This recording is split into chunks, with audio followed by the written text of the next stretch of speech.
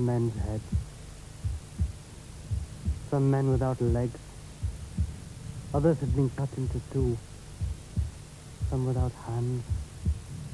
Others without eyes. The scene was indescribable. On that day, no one thought of his friend, and the slightly wounded man made his way back himself. If severely wounded, a man lay out in the battlefield. When the sun set in the evening, the rain began to fall. The wounded men were picked up and sent back. The enemy attacked fiercely, but were beaten back with great loss. Only the strong man sees the battle, and he will never, during his life, forget its taste.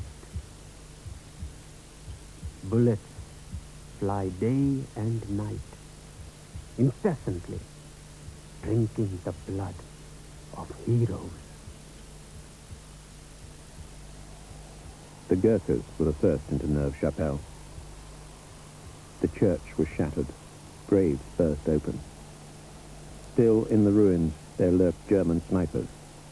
House by house, they were rooted out. It was the birth of a new life for India. The story that the cables will bear throughout the world.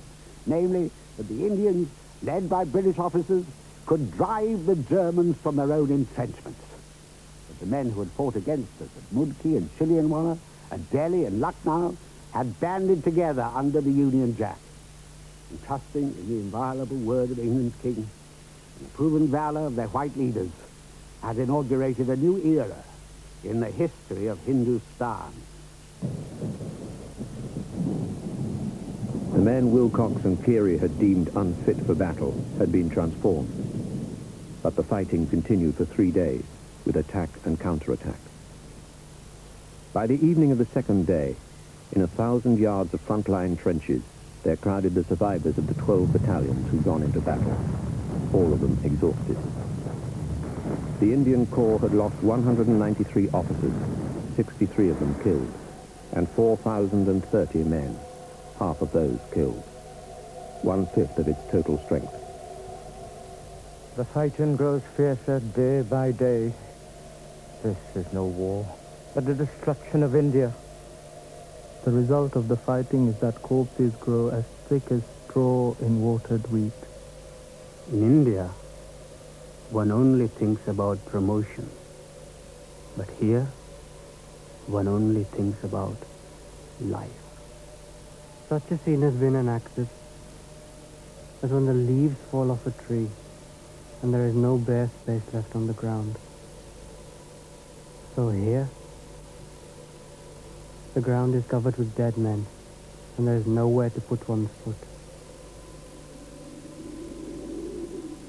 By 11 a.m. on the third day, Neuve Chapelle was left in shattered ruins. Practically all the ground had been won in the first 3 hours, yet the battle had lasted 3 days.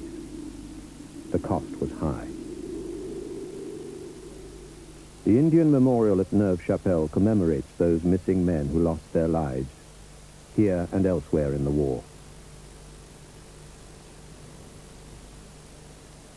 After Neuve Chapelle, the Sikhs had lost 80% of their men. 3 regiments stood at only 16% of their complement.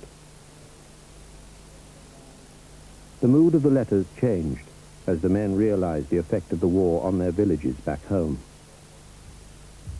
Dear brother, a great damage has been caused to India. In India, 3/4 of the population will be women, and only 1/4 men. Here the state of things is such that all the world over, there will be 2 women for each man. This you must think over, till you understand it. When the telegrams announcing the casualties arrive in all the districts, near and far, great grief and trouble is caused. Because each one is connected with the other by the chain of friendship or relationship. May God soon end this war. But the war went on. All was quiet on the Western Front until the end of April. Once more, Ypres was the scene of confrontation. Beyond it was the actual battlefield, where no buildings remained above waist height, and where few men ever saw the face of the land by day. The Second Battle of Ypres was fought among the rotting corpses of the First. In the fighting, the Indians suffered heavy losses. Ypres was notorious for being the place where gas was used for the first time. The Wild's rifles were sent in. A cloud of poison gas drifted towards them. The men dipped the ends of their turbans in chloride of lime and tried to cover their mouths and noses. It was of little use. In a few minutes, the ground was strewn with the bodies of men writhing in unspeakable agony. I am lying, half killed by gas. For this, there is no remedy. About 3 ounces of blood came from the mouth, and there is vomiting with pain. The liver burns, and the temperature rises to 104 degrees.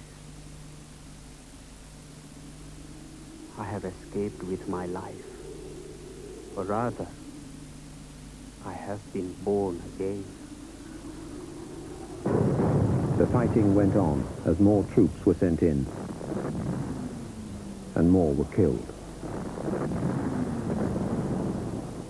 We have not seen the sun for months. Thus are we sacrificed. I have neither sleep by night nor ease by day. In the world there has never been such a war, nor will there ever be again. God has given the Germans such a spirit. He has made them fowls of the air, dragons of the land, and poisonous crocodiles of the sea.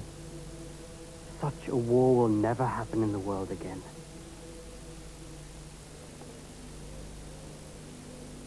From May until September, there was no change on the Western Front.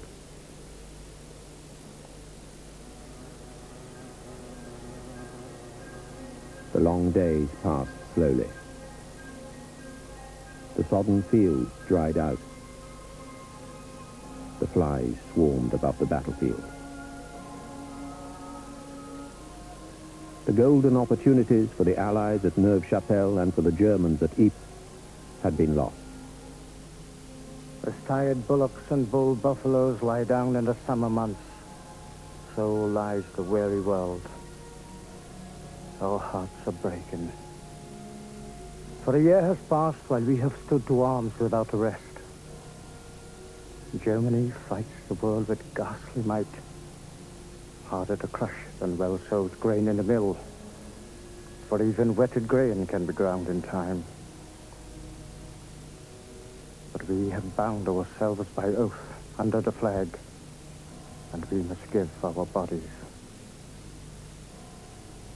We do not regret that we have to die in the end. This is a fight of heroes. It is a place of courage. Man will remember this war all their lives and say that so-and-so died in the German war. If by the mercy of God we should return to India, then rejoice as if a dead man were to rise from his tomb or at the birth of a firstborn son. If it should be the will of God that we should find our graves in Europe, do not trouble about us and say it is the same as if we had never been born.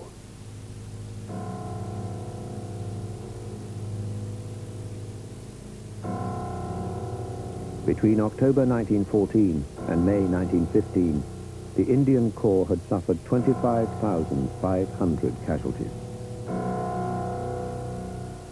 Put yourself in the place of a sepoy. He had firmly believed that ours was not only the best trained, but also the best equipped army in the world. He had jumped down in the heart of Europe, amid ice and snow, mangled and torn day after day.